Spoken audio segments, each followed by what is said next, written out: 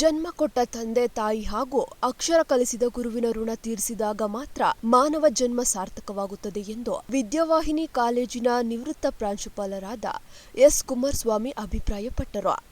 ನಗರದ ಹೊರವಲಯದ ಖಾಸಗಿ ಹೋಟೆಲ್ನಲ್ಲಿ ವಿದ್ಯಾವಾಹಿನಿ ಪದವಿ ಪೂರ್ವ ಕಾಲೇಜಿನ ಕಲಾ ವಿಭಾಗದ ವಿದ್ಯಾರ್ಥಿಗಳು ಭಾನುವಾರ ಹಮ್ಮಿಕೊಂಡಿದ್ದ ಗುರುವಂದನಾ ಮತ್ತು ಸ್ನೇಹ ಸಮ್ಮಿಲನ ಕಾರ್ಯಕ್ರಮದ ಅಧ್ಯಕ್ಷತೆ ವಹಿಸಿ ಮಾತನಾಡಿದ ಅವರು, ನೀವು ಯಾವುದೇ ಹುದ್ದೆಯಲ್ಲಿರಲಿ, ನಿಮ್ಮೀ ಬದುಕು ಸಮಾಜಕ್ಕೆ ಸೇರಿದ್ದು. ಸಮಾಜಕ್ಕೆ ಸೇವೆ ಸಲ್ಲಿಸುವುದು ನಿಮಗೆ ಸಿಕ್ಕಿರುವ ಸದಾವಕಾಶ. ಮೃತ್ಯು ಆವರಿಸುವ ಒಳಗೆ ನಿಮ್ಮನ್ನು ನೀವು ಸಮರ್ಪಣೆ ಮಾಡಿಕೊಂಡು ನೀವು ಹೆಚ್ಚು ಸೇವೆ ಮಾಡಿದರೆ ಇನ್ನೂ ಹೆಚ್ಚು ಕಾಲ ಬದುಕುವುದರೊಂದಿಗೆ ಸಂತಸವನ್ನು ಉಂಟುಮಾಡುತ್ತದೆ. ಜಗತ್ತಿನಲ್ಲಿ ಯಾವುದೇ ಮಾನವ ಶಾಶ್ವತವಲ್ಲ. ಆತ ಮಾಡಿದ ಸೇವೆ ಮಾತ್ರ, ಸಮಾಜಮುಖಿ ಕೆಲಸಗಳು ಮಾತ್ರ ಶಾಶ್ವತ ಎಂದರು. ಇವತ್ತಿನ ದಿನ ಒಂದು ವಿಶೇಷ ಕಾರ್ಯಕ್ರಮ ಆಗಿದೆ. ನಮ್ಮ ವಿದ್ಯಾವಾಹಿನಿ ಕಾಲೇಜಿನಲ್ಲಿ PUC ಓದಿದಂಥ ಕಲಾ ವಿಭಾಗದ ವಿದ್ಯಾರ್ಥಿಗಳು HEPS HEPKನಲ್ಲಿ ಓದಿ ಈಗ 25 ವರ್ಷ ಆಗಿದೆ. ರಜತ ಮಹೋತ್ಸವ ಅನ್ನೋ ದೃಷ್ಟಿ ಇಟ್ಕೊಂಡು ಅವರೆಲ್ಲರೂ ಇದ್ದಂಥ ವಿದ್ಯಾರ್ಥಿಗಳ ಒಂದು ಸಮೂಹ 60 ಮಂದಿ ವಿದ್ಯಾರ್ಥಿಗಳು ಆಲೋಚನೆ ಮಾಡಿ ಕಳೆದ ತಿಂಗಳಿಂದಲೂ ಕೂಡ ಸಿದ್ಧ ಮಾಡಿಕೊಂಡಿದ್ದಾರೆ. ಕಳೆದ ವಾರ ಬಂದು ನಮ್ಮೆಲ್ಲ ಉಪನ್ಯಾಸಕರು ನನ್ನೂ ಸಹಿತವಾಗಿ ಆಹ್ವಾನಿಸಿದ್ರು. ನಿಜವಾಗೂ ಒಂದು ರೀತಿಯ ವಿಶೇಷವಾಗಿ ವಿದ್ಯಾವಾಹಿನಿಯಲ್ಲಿ ಕಲ್ತಿದ್ದೇ ಒಂದು ಹೆಗ್ಗಳಿಕೆ. ನಾವು ಕೂಡ ಆ ಮಕ್ಕಳನ್ನ ಬೆಳೆಸಿದ್ದೀವಿ. ಎಲ್ಲೆಲ್ಲಿ ಹೋದರೂ, ಕಾಲೇಜಿಗೆ ಹೋದರೂ ನಮ್ಮ ವಿದ್ಯಾರ್ಥಿಗಳು ಒಂದು ಪ್ರೋಗ್ರಾಮ್ಗೆ ಹೋದರೂ ಅಷ್ಟೇ, ಮದುವೆ ಮನೆಗೆ ಹೋದರೂ ಅಷ್ಟೇ, ಕಾರ್ಯಕ್ರಮಕ್ಕೆ ಹೋದ್ರೆ ಅಲ್ಲ ಬಂದಿರ್ತಾರೆ, ನಮಸ್ಕಾರ ಮಾಡಿರ್ತಾರೆ. ಇದು ನಮಗೆ ಆರೋಗ್ಯ ವೃದ್ಧಿ ಆಗ್ತೈತೆ. ಒಂದು ವಿಶೇಷ ಹೇಳಬೇಕು ಅಂದರೆ ನಾವಿಬ್ಬರು ಹೋಗ್ತಿರ್ತೀವಿ, ಸಾರ್ ಈ ಬ್ಯಾಚಾಗಿದ್ದೆ ಅಂತ. ಆದರೆ ಈ ವಿದ್ಯಾರ್ಥಿಗಳು ಬಹುಪಾಲು ಪರಿಚಯ ಮಾಡ್ಕೊಂಡು ನೋಡಿದ್ರೆ 90 ಪಾಲು ಶಿಕ್ಷಕರಾಗಿದ್ದಾರೆ.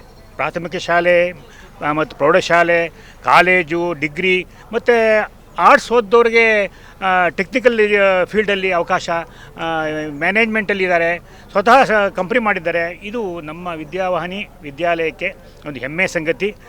ನಮ್ಮ ಕಾಲೇಜು ಆಗಿನ ವೇಳೆಯಲ್ಲಿ ಮಾಧ್ಯಮದಲ್ಲಿ ಸಹಿತವಾಗಿ ಶಿಸ್ತಿನ ಕಾಲೇಜು ಅಂತ ಹೇಳಿ ಭಾಳ ಜನ ಅಂತ ಇದ್ದರು, ಮಗ ಹಿಂಗಿದನಪ್ಪ, ಭಾಳ ತುಂಟಾಗಿದ್ದಾನೆ ಅಂದರೆ ಬಿಡು ಕುಮಾರಸ್ವಾಮಿ ಹತ್ರ ಅನ್ನೋರು.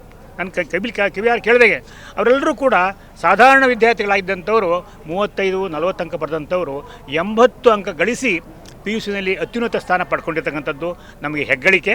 ನಾವು 2002ನೇ ಸಾಲಿನಲ್ಲಿ ವಿದ್ಯಾವಾಹಿನಿ ಕಾಲೇಜಲ್ಲಿ ಪ್ರಥಮ PUCಗೆ ಸೇರಿಕೊಂಡು 2002ರಲ್ಲಿ ಮುಗಿಸಿರ್ತೀವಿ. ಇಲ್ಲಿಗೆ 25 ವರ್ಷಗಳು ಕಳೆದಿವೆ.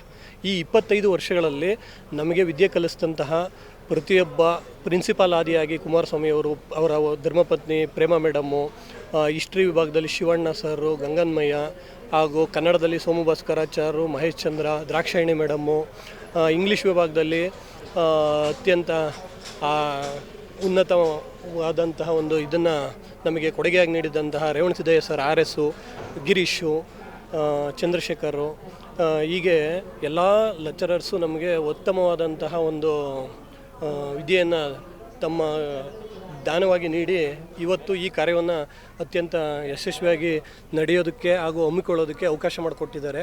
ಅವರ ಆಶೀರ್ವಾದ ಮತ್ತೆ ನಮಗೆ 25 ವರ್ಷಗಳ ನಂತರನೂ ಬೇಕು ಅಂತ ನಾವು ಎಲ್ಲರೂ ಮುಖ್ಯವಾಗಿ ಈ ಕಾರ್ಯಕ್ರಮಕ್ಕೆ ಕಾರಣೀಭೂತರಾಗಿರ್ತಕ್ಕಂಥವ್ರು ನಮ್ಮ ಸ್ನೇಹಿತ ನಟರಾಜ್ ಅವರು ಈ ಗ್ರೂಪನ್ನು ಮಾಡಿ ಎಲ್ಲರಿಗೂ ನಮಸ್ಕಾರ.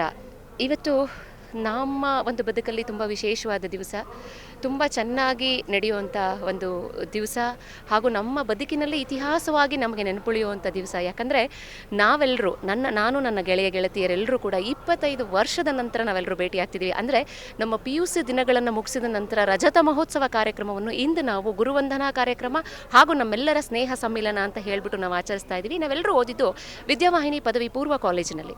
ವಿದ್ಯಾವಾಹಿನಿ ಪದವಿ ಪೂರ್ವ ಕಾಲೇಜಿನ HEPS ಮತ್ತು HEPK ಕಲಾ ವಿಭಾಗದ ವಿದ್ಯಾರ್ಥಿನಿಯರು ಇಂದು ಬದುಕಲ್ಲಿ ಅತ್ಯದ್ಭುತವಾದ ಸಾಧನೆಗಳನ್ನು ಮಾಡಿ ಎಲ್ಲರೂ ಕೂಡ ಸಾಧನೆಯ ಶಿಖರವನ್ನು ಹೇರಿದ್ದಾರೆ. ಉತ್ತಮ ಸಂಸಾರಗಳನ್ನು ನಿಭಾಯಿಸಿದ್ದಾರೆ. ಎಲ್ಲ ರಂಗಗಳಲ್ಲಿ ತಮ್ಮನ್ನು ತಾವು ತೊಡಗಿಸ್ಕೊಂಡು ಸಾಧನೆಯನ್ನು ಮಾಡಿ ಮುಂದಕ್ಕೆ ಬಂದಿದ್ದಾರೆ. ನಮ್ಮೆಲ್ಲರಿಗೂ ಖುಷಿ ಏನಪ್ಪ ಅಂದರೆ 25 ವರ್ಷಗಳ ನಂತರ ಕೂಡ ನಮಗೆ ನಮ್ಮೆಲ್ಲ ಉಪನ್ಯಾಸಕ ವೃಂದ ಹಾಗೆ ಸಿಕ್ಕಿದೆ, ಪ್ರಾಂಶುಪಾಲರ ಸಮೇತ ಎಲ್ಲ. ಇನ್ನು ಈ ಕಾರ್ಯಕ್ರಮದಲ್ಲಿ ಹಿರಿಯ ವಿದ್ಯಾರ್ಥಿ ಹಾಗೂ ಇತಿಹಾಸ ಉಪನ್ಯಾಸಕ ಗಂಗಾಹನುಮಯ್ಯ, ಆಂಗ್ಲ ಭಾಷಾ ನಿವೃತ್ತಿ ಉಪನ್ಯಾಸಕರಾದ ರೇವಣಸಿದ್ದಪ್ಪ, ನಿವೃತ್ತ ಉಪನ್ಯಾಸಕರಾದ ಪ್ರೇಮ ಕುಮಾರಸ್ವಾಮಿ, ಸಿ ಶಿವಣ್ಣ, ಸಿ ಜಯಣ್ಣ, ಚಂದ್ರಶೇಖರ್, ಗಿರೀಶ್, ತಿಪ್ಪೇಸ್ವಾಮಿ, ದಾಕ್ಷಾಯಣಮ್ಮ, ಜ್ಞಾನೇಶ್ವರ, ಜಯಮ್ಮ, ಭಾಸ್ಕರಾಚಾರ್, ವಿದ್ಯಾರ್ಥಿ ಮುಖಂಡರಾದ ಸೌಮ್ಯಶ್ರೀ, KT ವೀಣಾ, H ಶಾಂತಮೂರ್ತಿ, ವನಿತಾ, SV ಮಂಜುನಾಥ್ ಸೇರಿದಂತೆ ಹಲವು ಹಿರಿಯ ವಿದ್ಯಾರ್ಥಿಗಳು ಭಾಗವಹಿಸಿದ್ದರು.